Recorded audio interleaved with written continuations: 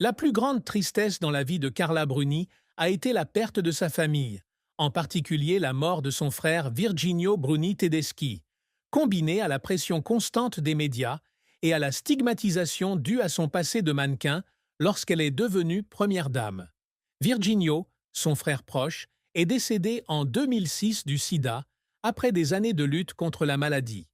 Dans une interview accordée à Vanity Fair en 2013, Bruni a décrit la mort de son frère comme une blessure qui ne guérit jamais. Elle a un jour confié à sa sœur, Valeria Bruni Tedeschi, qu'elle regrettait de ne pas avoir été plus présente auprès de Virginio durant ces derniers mois en raison de son emploi du temps chargé. Elle a écrit la chanson Salut marin sur l'album Comme si de rien n'était, 2008, en mémoire de son frère, avec ces paroles émouvantes: Je te salue, marin, qui a mis les voiles pour toujours. À chaque fois qu'elle interprétait cette chanson, elle ne pouvait souvent pas retenir ses larmes, comme elle le racontait dans Le Figaro, 2020. Une autre tristesse a été la surveillance sévère des médias, en particulier pendant son mandat de première dame, 2008 à 2012. Ancienne mannequin qui posait nue et était connue pour ses relations sexuelles, Bruni a été critiquée comme étant inadaptée au rôle de première dame. Des articles du Monde et de Paris Match en 2008 la décrivaient comme la femme des scandales, ce qui la blessait profondément. Je n'aurais jamais pensé que je serais autant jugée pour mon passé, a-t-elle déclaré dans The Guardian, 2010. Il y a des jours où j'ai juste envie de disparaître. Cette pression est devenue encore plus intense lorsqu'elle a dû faire face à des rumeurs sur sa vie personnelle, notamment des allégations de liaison entre elle et Sarkozy, qu'elle a niées dans Elle, 2011. La complexité de ses relations familiales a également contribué à sa tristesse. Bruni a grandi dans une famille riche mais compliquée, avec son père adoptif Alberto Bruni Tedeschi et son père biologique Maurizio Remert, un guitariste classique dont elle n'a entendu parler qu'à l'âge adulte. Dans Vogue, 2013, elle a déclaré que la découverte de la vérité sur son père biologique lui avait donné le sentiment d'être une étrangère dans sa propre famille. Bien qu'elle ait plus tard noué une relation avec Remert, le sentiment initial d'être tenue dans l'ignorance a laissé des cicatrices émotionnelles. Ses chagrins, perte familiale, stigmatisation publique et secrets de famille ont façonné Bruni, faisant d'elle une artiste sensible et une femme résiliente face à l'adversité. Succès? La carrière de Carla Bruni a été un parcours spectaculaire, de mannequin international à auteure-compositrice-interprète adorée et première dame de France.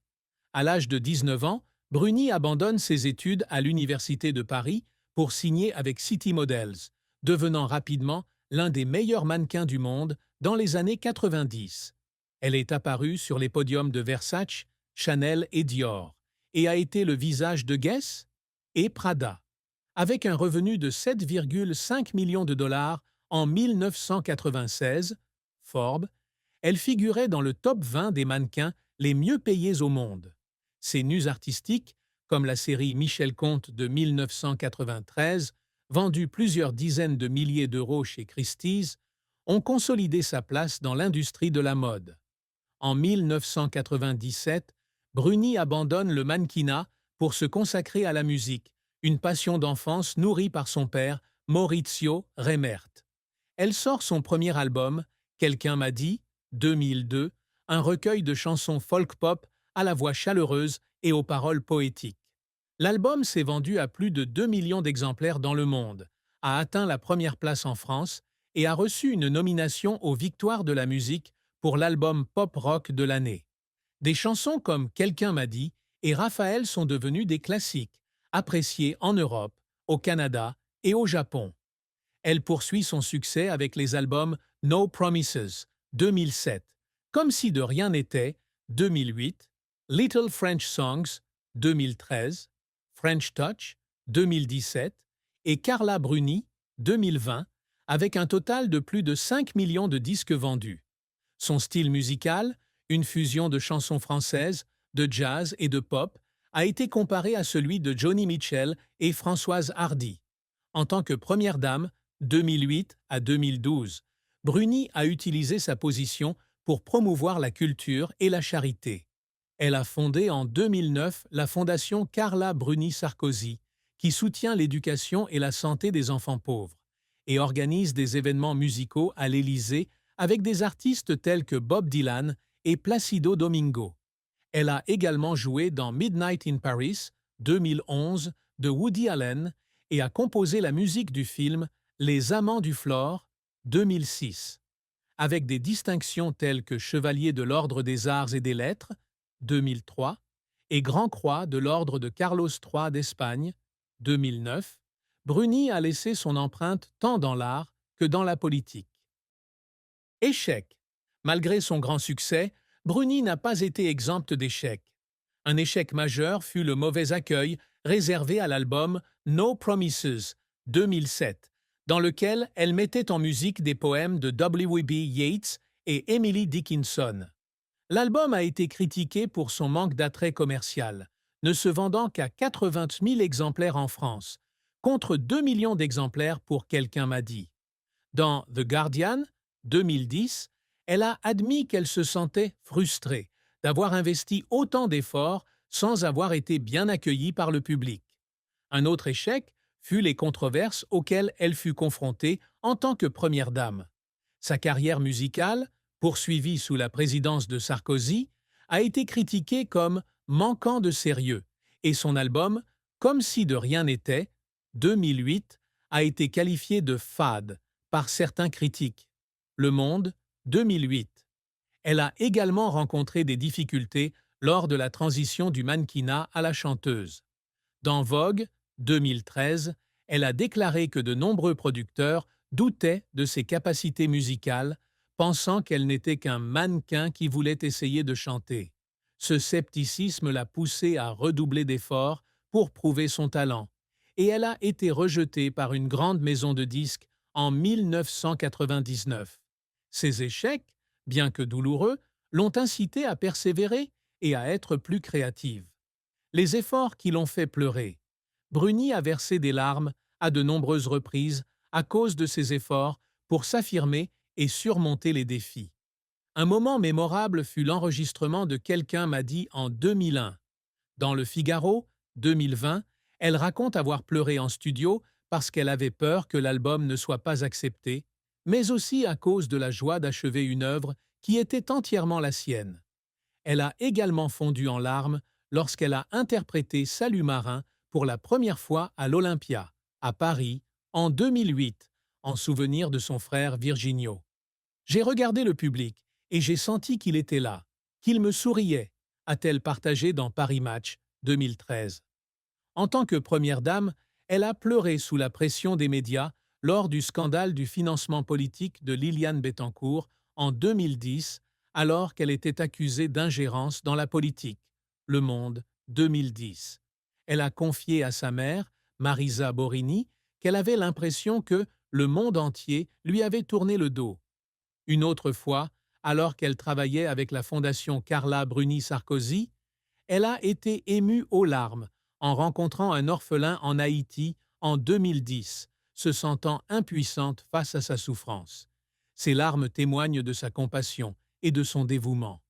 La triste fin de la vie de Carla Bruni a été le déclin de sa carrière musicale après 2020, lorsqu'elle s'est progressivement retirée des projecteurs en raison de la pression de l'âge et des changements dans l'industrie musicale. À 57 ans, en 2024, Bruni constate que ses nouvelles chansons ne sont plus aussi bien accueillies par le jeune public qu'auparavant. L'album Carla Bruni, 2020, ne s'étant vendu qu'à 50 000 exemplaires en France, un chiffre faible par rapport à ses œuvres précédentes. Dans une interview accordée au Figaro, 2024, elle a admis « Je ne peux pas rivaliser avec les jeunes artistes sur Spotify. Il est peut-être temps pour moi de ralentir. » La décision de faire une pause dans l'enregistrement et la performance a été une énorme douleur, car la musique est son âme, comme elle l'a dit un jour dans Vogue 2013. Ce retrait est d'autant plus triste qu'elle ne peut pas réaliser son rêve d'organiser une tournée mondiale pour célébrer ses 25 ans de carrière musicale en 2027. comme elle l'avait prévu dans Paris Match 2020. Sa santé, bien que sans gravité, a commencé à décliner avec des problèmes vocaux liés à l'âge, ce qui l'a amené à s'inquiéter de ne pas pouvoir jouer avec la même qualité qu'avant. Elle a confié à son fils Aurélien qu'elle avait l'impression de perdre une partie de moi-même. Cette fin, bien que pas complète, fut un moment triste, marquant la fin d'un chapitre brillant de sa vie. L'amour et le mariage de Carla Bruni ont été une partie importante de sa vie, apportant à la fois joie et tristesse. Avant d'épouser Nicolas Sarkozy en 2008, Bruni a eu plusieurs relations très médiatisées avec des personnalités telles que Mick Jagger, Eric Clapton et Raphaël Enthoven, un philosophe français. La relation avec Enthoven, qui a duré de 1999 à 1207, a été émotionnelle, menant à la naissance de son fils, Aurélien, en 1901. Cependant, la relation a également apporté de la tristesse car elle s'est terminée dans une controverse, Enthoven critiquant publiquement Bruni dans les médias, Le Point, 2007, la laissant blessée. Dans Elle, 2011, elle a déclaré « Je l'aime, mais la séparation était nécessaire pour protéger mon fils ». Son mariage avec Nicolas Sarkozy, qui a débuté lors d'une cérémonie privée à l'Élysée le 2 février 2008, a été au cœur de la vie amoureuse de Bruni. Ils